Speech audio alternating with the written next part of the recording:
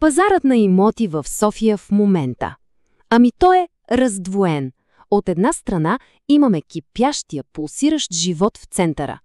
От друга обаче се надига една нова, много силна вълна – бягство към спокойствието на покрайнините. Днес ще се потопим точно в тази история, за да видим какво точно се случва. Представете си постоянен шум, безкраен трафик, тълпи от хора навсякъде. Да, това е градския живот, който много от нас познават. И точно тази среда, тази постоянна забързаност кара все повече и повече хора да се замислят и да търсят нещо различно. И ето я, алтернативата. Контрастът е, направо поразителен, нали? Модерни домове, зеленина, пространство. Тук не говорим просто за различна къща, говорим за изцяло нов начин на живот. И този начин на живот, както ще видим, става все по-търсен и желан. И така, стигаме до големия въпрос. Коя от тези две истории ще надделее и ще определи бъдещето на София? Ще остане ли центъра притегателната сила, каквато винаги е бил? Или пък това голямо бягство, за което говорим, ще промени облика на града? Може би завинаги. Хайде да разберем. Добре, но за да разберем какво се случва днес, трябва първо да се върнем малко назад. Да видим кои бяха ключовите моменти, които, така да се каже, начертаха пътя до тук. И така, виждаме няколко повратни точки. Първо, 2007 година, влизането в Европейския съюз. Това предизвика истински бум, цените просто излетяха. След това, разбира се, дойде световната криза от 2008 и срив. Последваха години на бавно, но сигурно възстановяване. И ето ни днес, в 2020-те, когато виждаме нов, силен растеж. А двигателят му – основно превръщането на София в технологичен център, който привлича млади, добре платени специалисти. Добре, а каква е картинката в самия град в момента? Ако трябва да я опишем с една дума, тя е контрастна. София наистина има две лица. От едната страна са добре познатите ни желани квартали, говорим за места като Лозенец, Изток, Бояна. Там цените са си високи, това е ясно. Локация, престиж, всичко от значение. Но от другата страна виждаме нещо притеснително. Южните квартали, които някога бяха символ на спокойствие и близост до Витоша, днес са се превърнали в, наричат ги втори Люлин. А това означава едно – презастрояване до краен предел, почти никакви зелени площи и усещане за пренаселеност. И ето тук, точно в този проблем, презастрояването, се крие коренът на една нова, много мощна тенденция, а именно бягството от града. Наричаме го голямото бягство. Всъщност, това е съвсем логичен отговор на всичко, за което говорихме досега. Хората просто започнаха да търсят нещо друго, по-качествена среда за живот, чист въздух, тишина, собствено пространство. Неща, които градът вече трудно може да предложи. А пандемията, разбира се, само натисна педала на газта на този процес. Традиционно, когато се говореше за живот извън града, погледът беше насочен в една посока – на юг.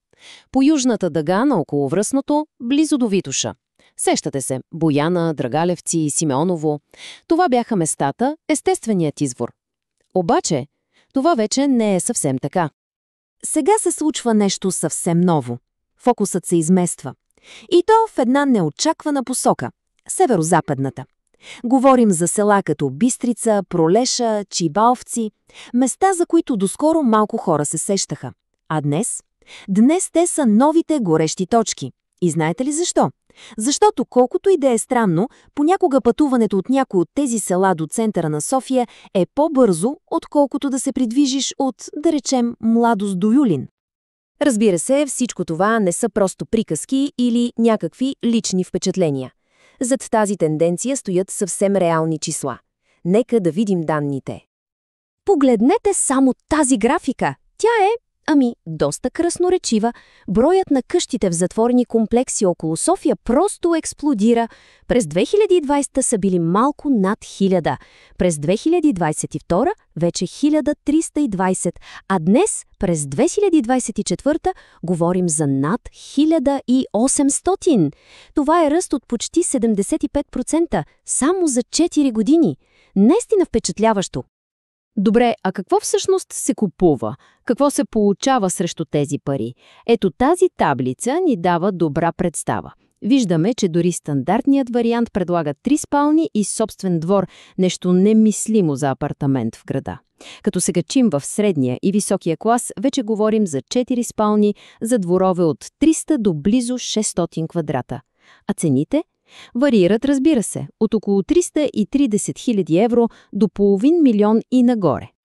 Но кой купува тези имоти? Кой прави тази крачка? Профилът е доста ясен. Това са млади семейства, професионалисти, хора с добри доходи, които работят в София. Хора, които са стигнали до един етап в живота си, в който, личното пространство и качеството на живот просто са станали по-важни от шума и динамиката на големия град. Сега, нека обърнем внимание на едно много интересно число – 0,88.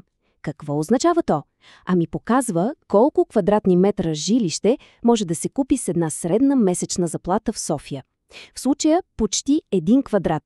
Но по-важното тук е, че този показател всъщност се подобрява. Тоест, въпреки че цените на имотите растат, доходите растат още по-бързо, а това прави тези домове все по-достъпни. И така, всичко, което видяхме до тук, ни връща към онзи първоначален голям въпрос – на къде всъщност върви София?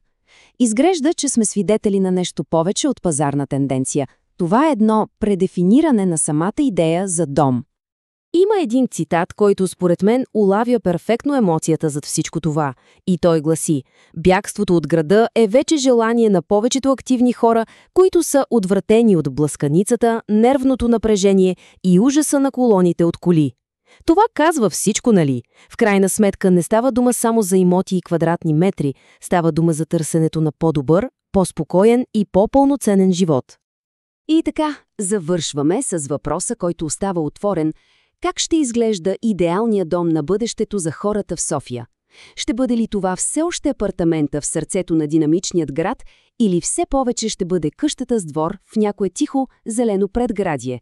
В момента пазарът дава и двата отговора едновременно, а кой от тях ще се окаже доминиращ, това само времето ще покаже.